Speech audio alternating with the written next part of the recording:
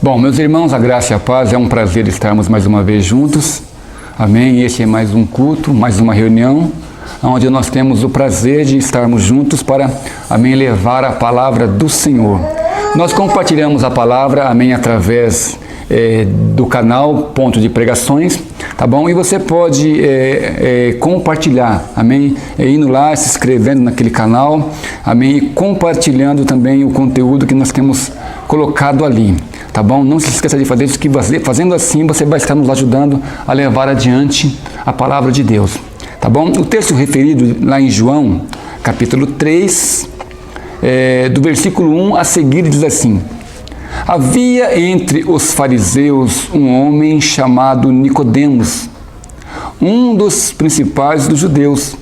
Este de noite foi ter com Jesus e lhe disse: Rabi, sabemos que és mestre vindo da parte de Deus, porque ninguém pode fazer estes sinais que tu fazes, se Deus não estiver com ele. A isto respondeu Jesus: em verdade te digo, se alguém não nascer de novo, não pode ver o reino de Deus. Perguntou Nicodemos: como pode um homem nascer sendo velho? Pode porventura voltar ao ventre materno e nascer segunda vez? Respondeu Jesus: em verdade te digo que quem não nascer da água e do Espírito não pode ver o reino de Deus. Versículo 6. O que é nascido da carne é carne, e o que é nascido do Espírito é Espírito. Não te admires de eu te dizer: importa-vos é nascer de novo. Senhor, fala conosco, nos dá a tua instrução, a tua direção, nos dá sabedoria, entendimento para compreender a tua palavra, porque a tua palavra, Pai, é revelada a nós através das Escrituras Sagradas. Nós oramos em nome de Jesus. Amém. Veja bem aqui como é importante a gente notar o que o texto diz. Ele vai falar algumas coisas importantes aqui, nós vamos passo a passo tentar compreender, porque tem um rico ensino aqui da palavra de Deus. Por exemplo, aqui no versículo de número 1, ele vai dizer assim: havia entre os fariseus um homem chamado Nicodemos, um dos principais dos judeus. O que eu entendo aqui é o seguinte: quando ele fala aqui de Nicodemos e enfatiza aqui um dos principais, quer dizer que este homem aqui era um homem de destaque. Era um homem que tinha alguma relevância no contexto ali do momento. Era um fariseu que fazia parte de um grupo de pessoas que tinham muita influência. Entendeu? Quando alguém tem influência ou quando alguém está em eminência, tem os dois lados aí. Qual é o lado positivo e o negativo? O positivo é que ele é bem visado. Todo mundo observa aquilo que ele faz. Alguém fica ali, espreitando de alguma maneira algo que ele faça de errado para de alguma forma atacar. A vida é assim. Mas tem um outro lado que é pior do que esse, que é o lado que acontece dentro do ser humano. Por estar em eminência e ser um dos principais, há a possibilidade, não só nele, mas também em qualquer ser humano, de desenvolver no coração a soberba. Por achar que ter um cargo, achar que ter uma posição faz dele melhor do que o outro. É um perigo isso. Então é importante que a gente possa entender que a ênfase aqui está naquilo que este homem foi fazer, não naquilo que ele era. Sempre mais importante na nossa vida é aquilo que nós vamos fazer com uma boa intenção, não aquilo que eu sou ou algum cargo que eu possa possuir. Porque eu nunca posso permitir que a ocasião que estou colocada no momento me faça entender ou pensar que eu seja melhor ou pior do que alguém. Não. Porque nós não somos melhores e nem piores do que ninguém.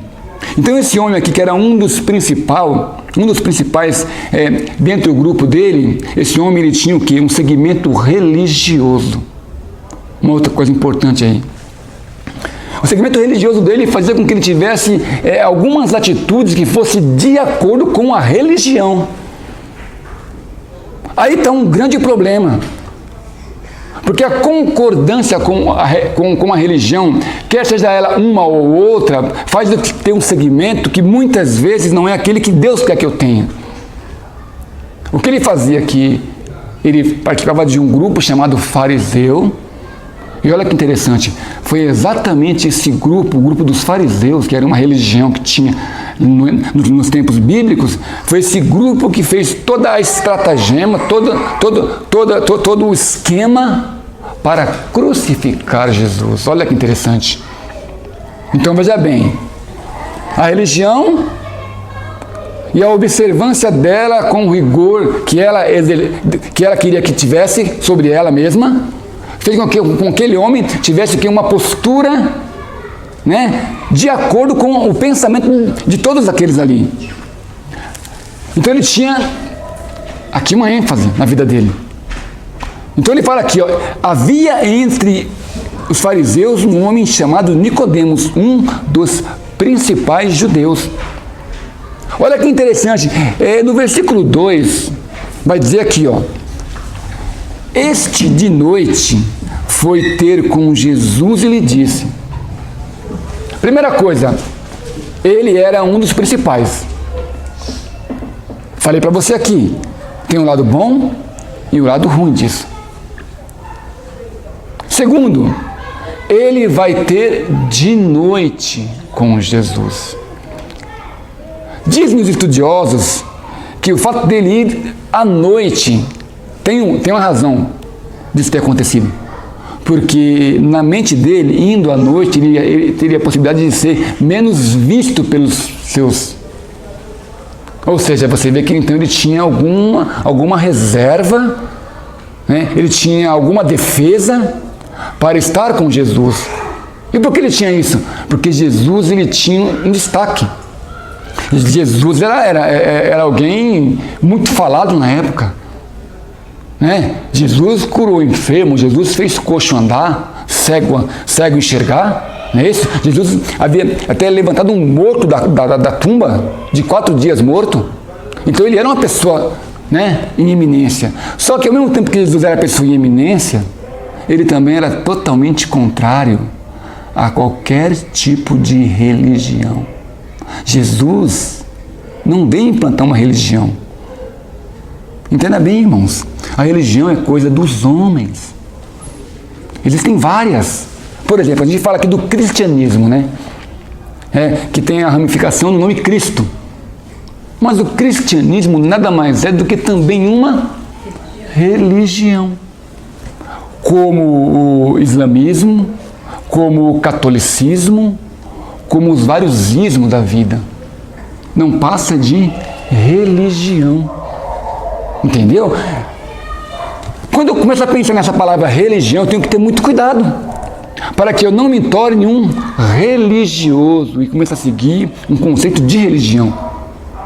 Porque a religião perfeita e boa, diz lá Tiago na sua carta, fala assim, ó, é visitar o órfão, se preocupar com as viúvas, não é isso? E levar aquilo que é necessário de casa em casa. Então, se eu quero ter uma religião, eu começo a fazer o quê? Primeiro, a procurar os órfãos.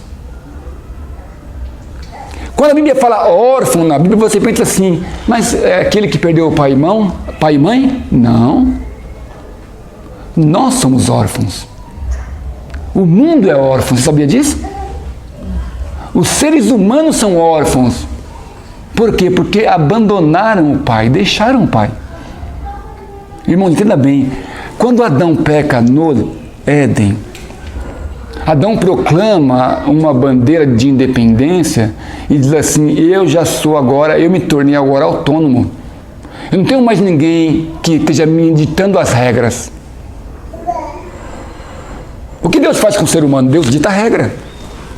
Sabia disso? Deus dá a diretriz. Deus dá a orientação.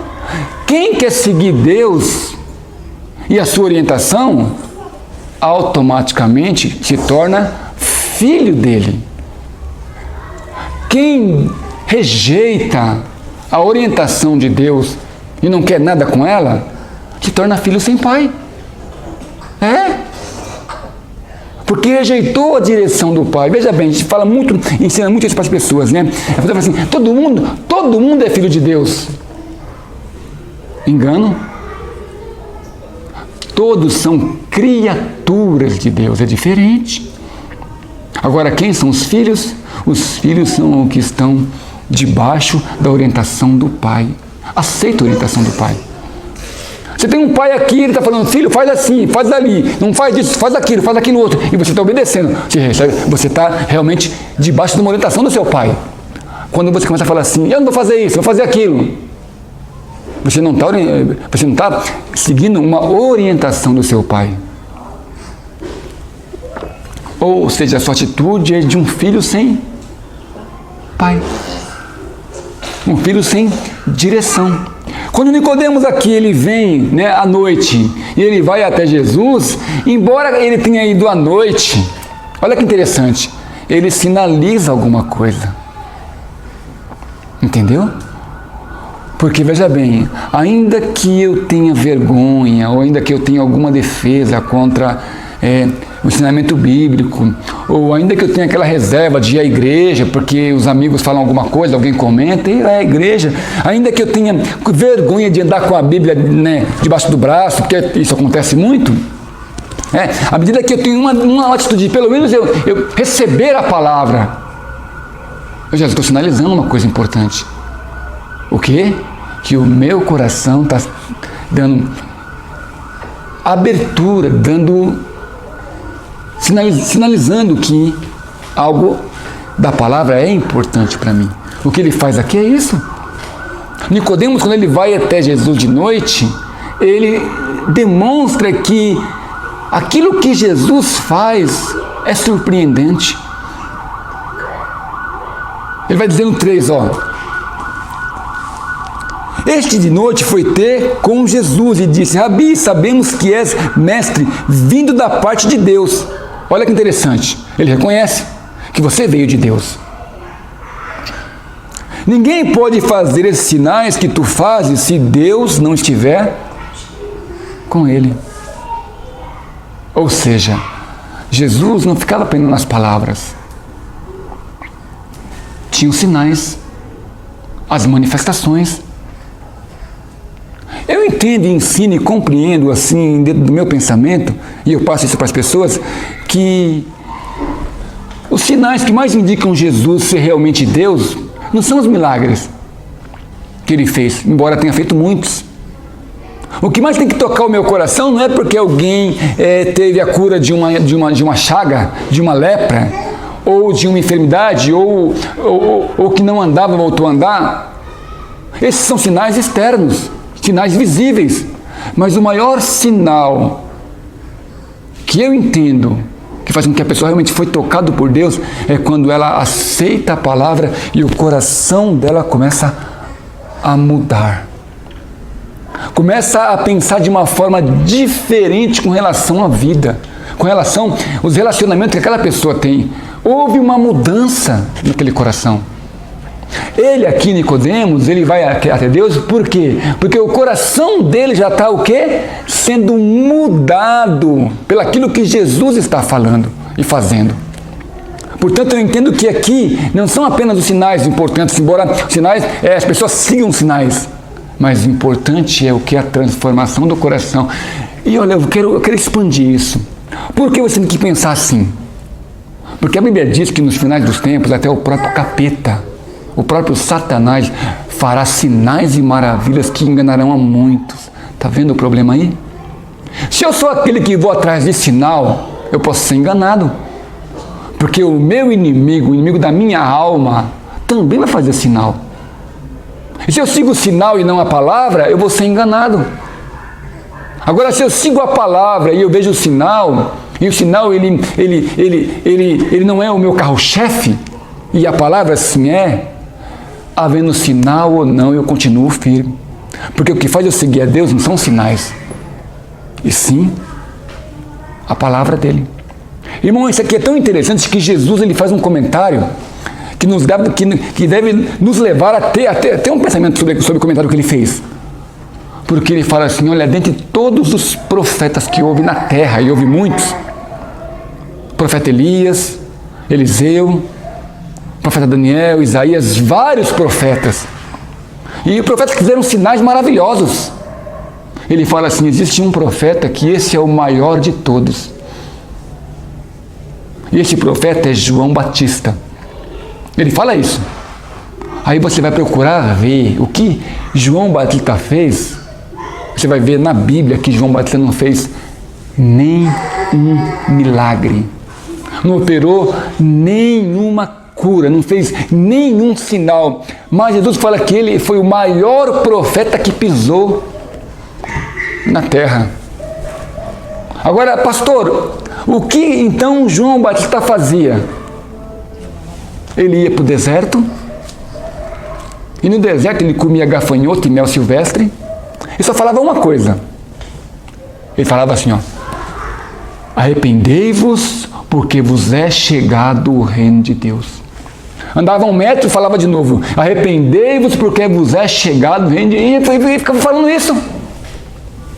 E as pessoas ficavam, mas o que esse homem está fazendo aí? Aí iam chegando pessoas até ele, e iam compreendendo aquilo, entendendo aquilo, e eram batizados por ele no Rio Jordão. Porque ele só falava aquilo.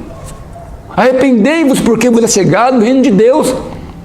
Mas peraí, não estou entendendo, mas não fez nenhum milagre. Não, mas ele fez aquilo que Deus mais quer que o homem faça. Chamar a humanidade ao arrependimento. Porque todos nós precisamos nos arrepender dos nossos pecados, dos nossos pensamentos, dos nossos dilemas. Todos nós precisamos nos arrepender e confessar o nome daquele que é o único Salvador das nossas almas. Então João Batista proclamava a virtude de Deus, falava do amor dele e não tinha conivência com o pecado. Nenhuma das andanças de João Batista, né, ele está ali, né, ali na Judéia.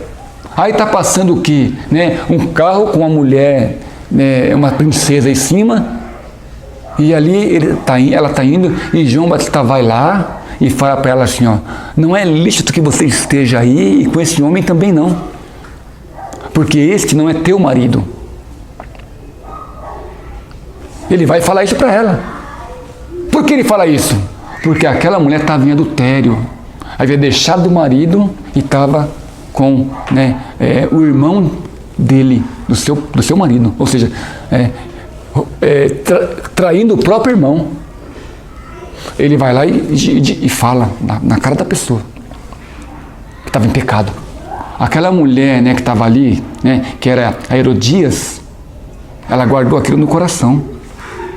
Ela guardou aquilo e ela foi para uma festa que teve lá um dia. Está lá a festa, né? Haviam prendido João Batista no cárcere, né? Aí ela está dançando, ela dança de forma erótica, insinuando-se para Herodes. Ela vai lá e Herodes fica com o queixo caído. E ele fala para ela assim, ó, pede o que você quiser, que eu te darei até a metade do meu reino. A moça vai até a mãe era que estava no carro que ele havia acusado de pecado, ela vai até a mãe e fala assim, mãe, e aí? O que eu peço? O que eu peço para ele? Ela lembra do que João tinha falado. E ela fala assim, ó, peça agora a cabeça de João Batista no prato, que traga agora aqui durante a festa. Quando a filha olha aquele sentimento no coração da mãe, ela fica pasma, mas ela obedece. Ela vai até Herodes e fala assim,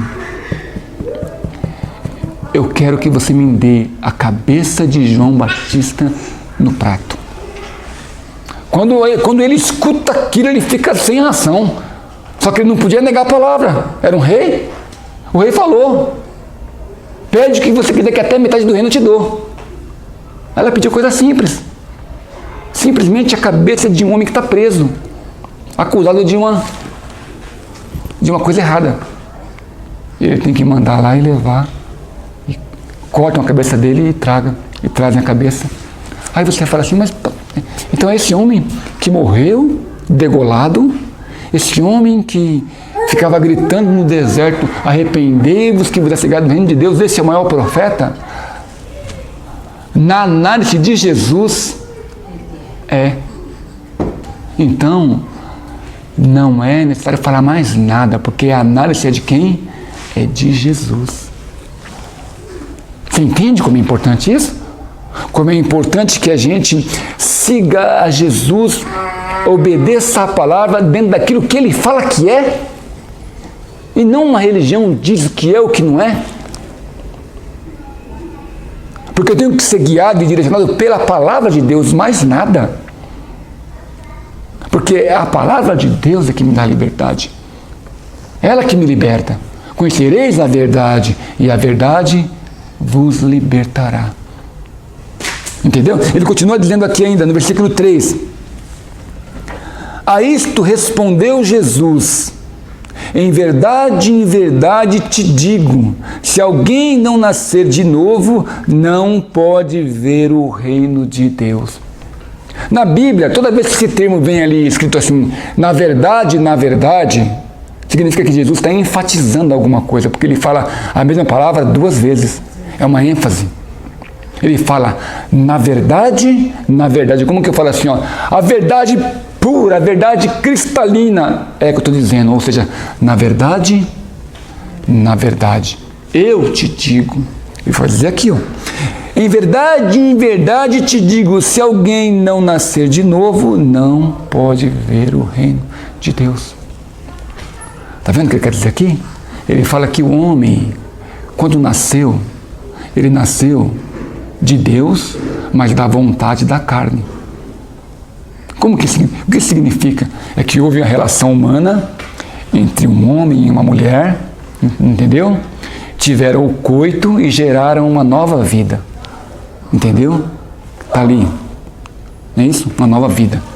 Consequência de uma relação do esposo e da esposa, não é isso? Que são carne. Foi uma vontade carnal que gerou uma nova criatura. Então todos nós somos gerados da carne, como criatura de Deus, é claro, mas gerado da carne.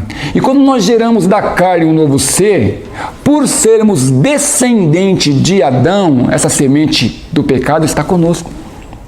Entendeu? Então você olha a criança e fala assim, ela não tem pecado. Engano seu. Ela tem pecado. Mas peraí, pastor, isso assusta a gente. Não fique assustado. A criança tem pecado, ela só não cometeu ainda. Mas a semente está aí.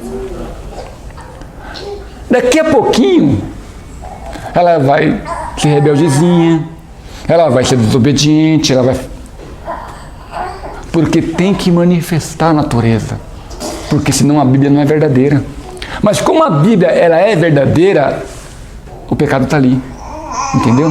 Por esse motivo que a Bíblia diz que, aqui Jesus vem falar para ele assim, ó, né, que o homem tem que nascer de novo. Em verdade te digo, se alguém não nascer de novo, não pode ver o reino de Deus. O que é o reino de Deus? É um reino espiritual. É um reino que deve brotar da nossa alma, dos nossos sentimentos, não do meu corpo. Meu corpo é só um veículo. Entendeu? A minha alma, ela deseja, ela tem sentimentos que tem que ser transformado pela palavra. Senão, a minha alma deseja mal. Aquilo que nós falamos aqui. O homem pensa mal, o homem tem vaidade, o homem tem tendência à mentira, ao engano, à traição, ao adultério. Tudo isso está na alma humana. Porque ele é carne, porque ele é ser humano, é inerente a ele. Isso não muda. Então, quando Jesus fala para Nicodemos aqui, é necessário que o homem tenha um novo nascimento, nasça de novo, é que ele está falando de uma coisa espiritual. Entendeu? É uma coisa que vem do alto, é uma coisa sobrenatural, é uma coisa que vem de Deus, não vem de mim. Para mim parece impossível isso, como ele fala aqui.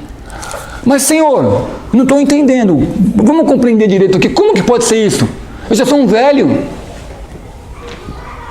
Eu já sou um senhor. Será que eu vou então voltar ao ventre da minha mãe e ser gerado de novo e nascer de novo? Olha, vamos expandir isso. A mãe dele não existe mais, já partiu, porque já é um senhor de tantos anos, ela já foi embora. Então Deus não está falando de coisa humana, não está falando de coisa natural, está falando de coisa espiritual. Ele vai dizer aqui, ó, perguntou-lhe Nicodemos, como pode um homem nascer sendo velho? Pode porventura voltar ao ventre materno e nascer outra vez? É evidente que não. Então, algo aqui tem que ser explicado. Como compreender isso aqui? Versículo 5. Respondeu Jesus: em verdade te digo, quem não nascer da água e do Espírito não pode entrar no reino de Deus. Olha o que ele diz aqui, o seguinte: a água e o Espírito quer dizer o quê? Que tem que haver um batismo, entendeu? E tem que haver uma descida do Espírito naquela vida. Vai entender bem agora que eu vou explicar para você. Jesus, como humano, ele não tinha necessidade de fazer isso. No entanto, o que Jesus fez?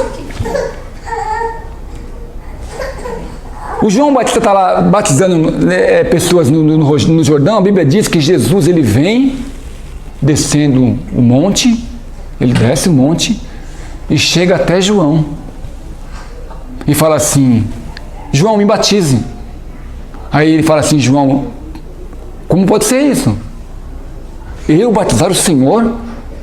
Mas o Senhor que tem que me batizar. Ele fala assim: Jesus, não, faça como estou te dizendo, para que as Escrituras se cumpram. A Bíblia diz que João Batista batizou Jesus, entendeu? Ele foi batizado nas águas, ele saiu da água, e a Bíblia diz que o Espírito Santo em forma de pomba desce do céu e paira sobre Jesus.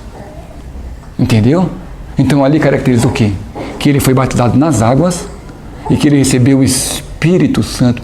O que Jesus está falando aqui para Nicodemos é isso: você ainda é carne, você ainda pensa como humano, você ainda pensa como o sistema pensa, você está preso em uma religião ainda. Nada disso chega até Deus. Você tem que nascer de novo, você tem que compreender a palavra, você tem que confessar a palavra, precisa crer na palavra, entendeu? E quando crer na palavra, acontecer no seu interior algo que transforme a tua vida. Não é apenas um batismo nas águas. Falo muito isso para as pessoas que eu batizei. Você vai lá e desce nas águas e volta. A gente fala que aquilo ali é o quê? É o sepultamento. A Bíblia diz que é o sepultamento, que a pessoa é imersa e que a pessoa sai das águas. Ela desce, né, as águas, fica lá o velho homem e sai das águas a nova criatura. Foi batizada. Ali é algo visível que aconteceu. Mas aquilo ali não é o mais importante. Porque o mais importante é o que acontece dentro da pessoa antes dela fazer aquilo. Porque é assim, ó, vocês recebem a palavra aqui, estão recebendo a palavra. E digamos que daqui 6 meses, 1 ano, não sei que tempo, eu estou colocando uma suposição, vai ter um batismo. Aí eu vim aqui e falo assim: Douglas, daqui 6 meses é batismo. Você tem que batizar. E você responde o que para mim? Não, pastor, não estou preparado. Não posso fazer isso. Eu como pastor, certo? Está perfeito.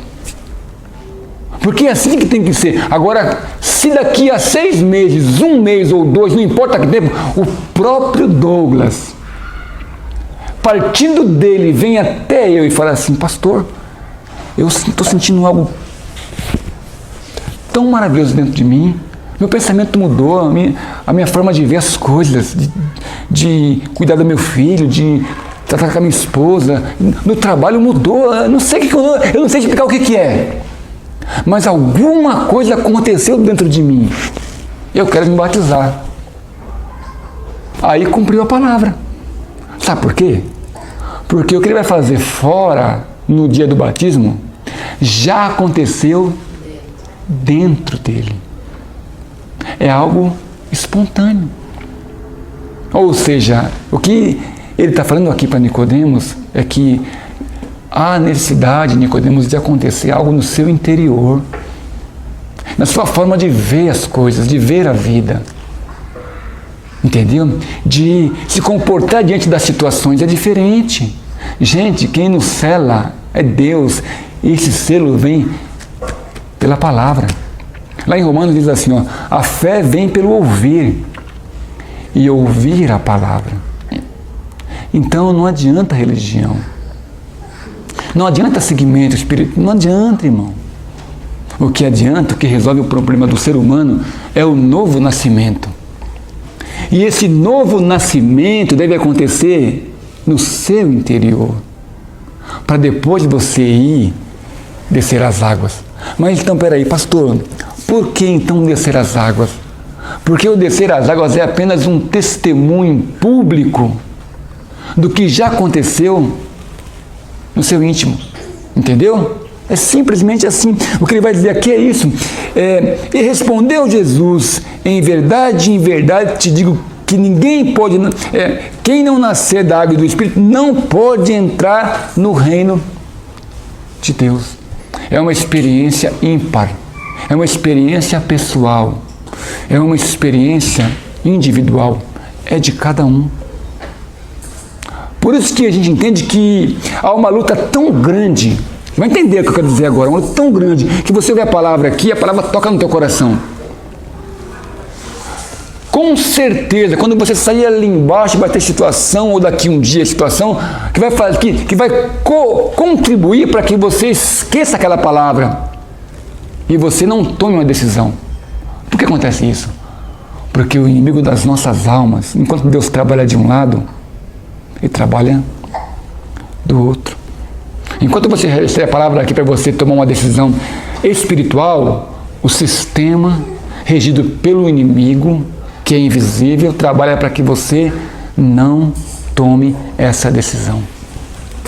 É uma guerra que acontece no interior de cada ser humano. Uma guerra constante, que você trava ela, e que eu travo ela. E que vamos travar essa guerra até o final. O que vai prevalecer em nós é aquilo que nós vamos decidir diante do que a palavra diz, do que Deus diz aqui. Ele vai dizendo vocês aqui, ó, o que é nascido da carne é carne, e o que é nascido do Espírito é Espírito. Ou seja, ou você age de forma carnal, ou você age de forma espiritual. Duas posições. Qual eu vou escolher? Ser espiritual ou ser carnal? Seguir as coisas do Espírito ou seguir as coisas da carne? O que eu vou escolher? O que eu vou decidir? O que ele fala aqui para Nicodemos é exatamente isso. Coloca claro para ele.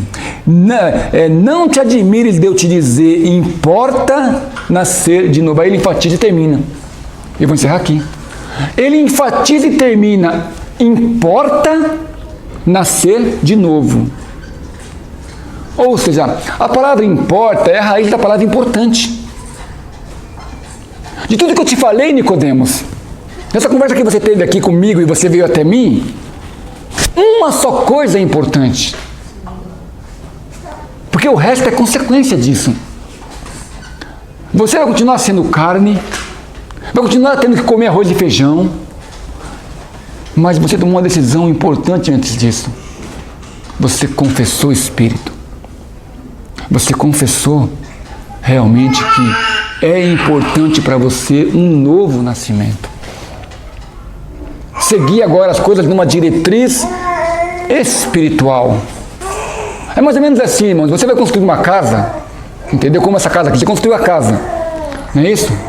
Para você construir uma casa, tem que ter primeiro o quê? Um alicerce forte, não é?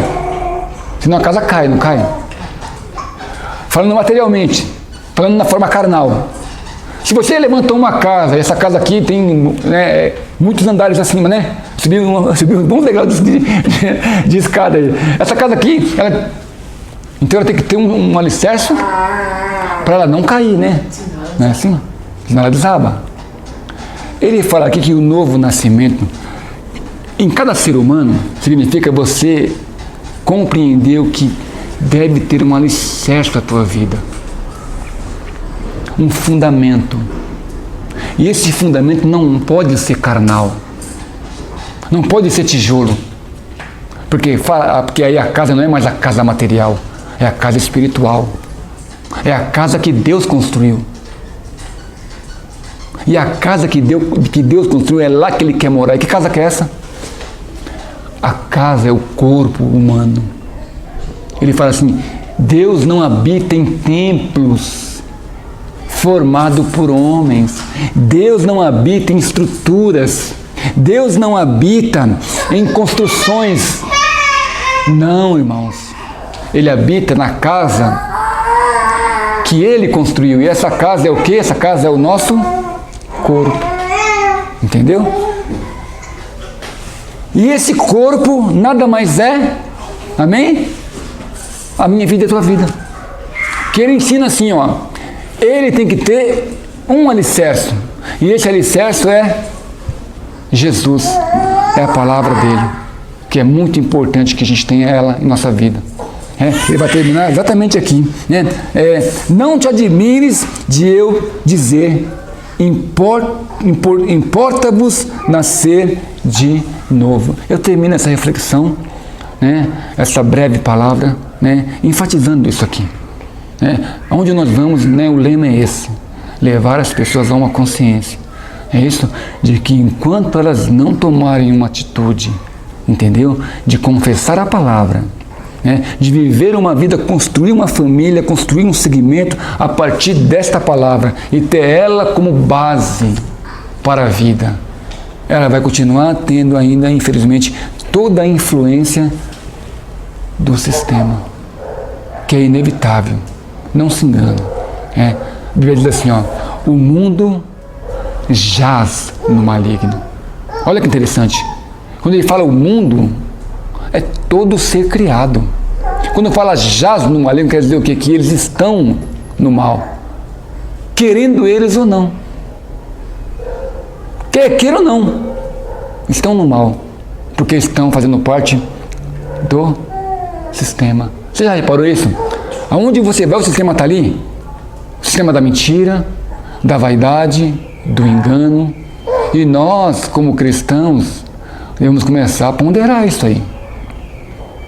Entendeu? Ah, pastor, mas eu trabalho com fulano e o fulano faz coisa errada. E o que eu faço? Não faça você coisa errada. Ou você está indo pelo fulano, então você é piolho. Porque é piolho que vai pelo outro, não é? Você não é piolho. Entendeu? Vai por você. Segue uma postura, segue uma direção.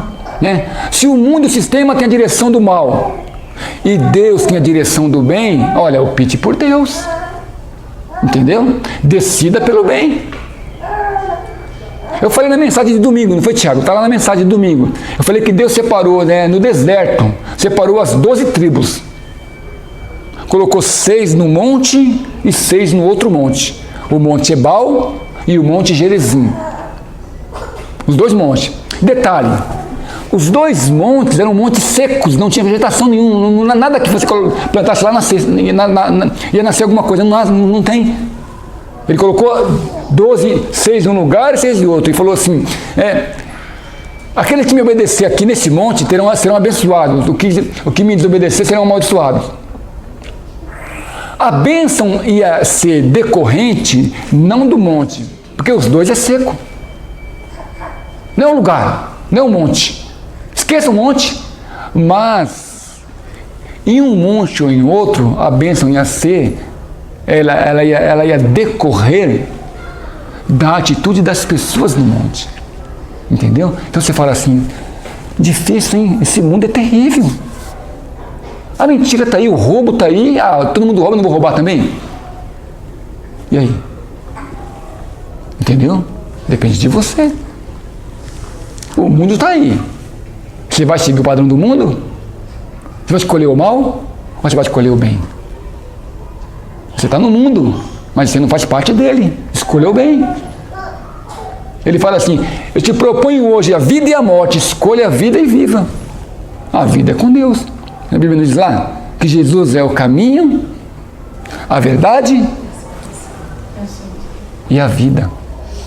Ninguém vai ao Pai a não ser por mim. Então ele propõe a vida.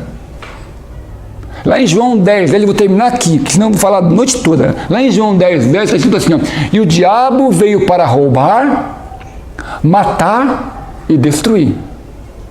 Daqui a pouco você vai ligar isso aqui. Essa telinha, daqui a pouco você vai ligar ela. Você vai ver que só vai vir aí praga, peste, morte, matou, roubou, prostituiu, a mulher está quase nua, o homem também está quase nu, né? A música faz apologia ao crime, apologia ao sexo, a música faz apologia à relação carnal. O que eu tenho que te dizer mais?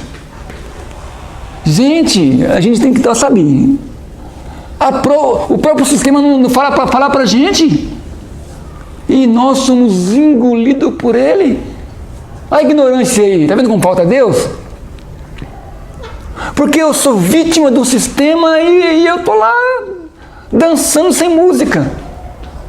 Estão entendendo? O diabo, lá fala o ladrão, veio para roubar, matar e destruir. Reflita aí no mundo que você vive. Que a Bíblia diz, o mundo jaz no maligno. Mas ele fala assim, ó, mas eu vim para que tenham vida. E tenham vida em abundância. Começa a negar isso aí, gente. Começa a ponderar. Começa a refletir.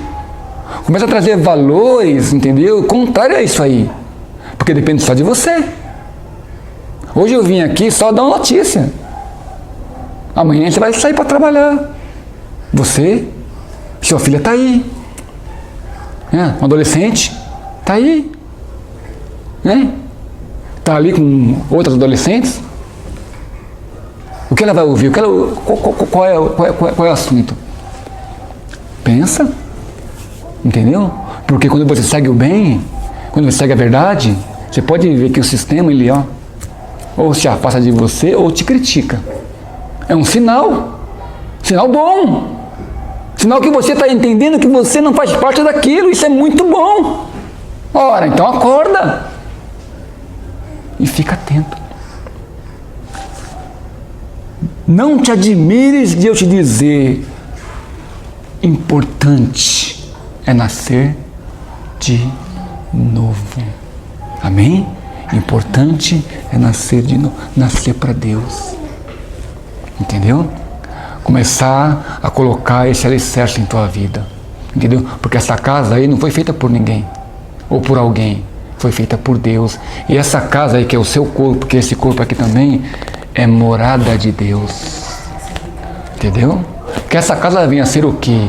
Um local de habitação de Deus através desses corpos. O que importa é isso. Passarás céus e terra, mas as minhas palavras não passarão. Vamos orar? Baixe sua cabeça, quero terminar aqui. Senhor nosso Deus, querido e eterno Pai, graças damos a Ti, porque, ó Pai, o ide do Senhor foi proclamado. Porque como João fez no deserto, arrependei-vos porque vos é chegado o reino de Deus. Ainda hoje fazemos da mesma forma. Pai, eu te peço por esta família, abençoa esta casa. Ó Deus, que esta reflexão possa de alguma forma, Pai, fazer com que eles possam refletir, ó Pai, e tomar decisões de acordo com aquilo que eles acham, Pai, viável. Oro por esta casa, oro por esta família, agradeço ao Senhor, Pai, por mais uma oportunidade. Pai bendito e amado, nós oramos e agradecemos em nome de Jesus. Amém. Glória a Deus. Deus abençoe, tá bom? Foi um prazer, uma alegria estar com vocês, tá bom? Muito obrigado.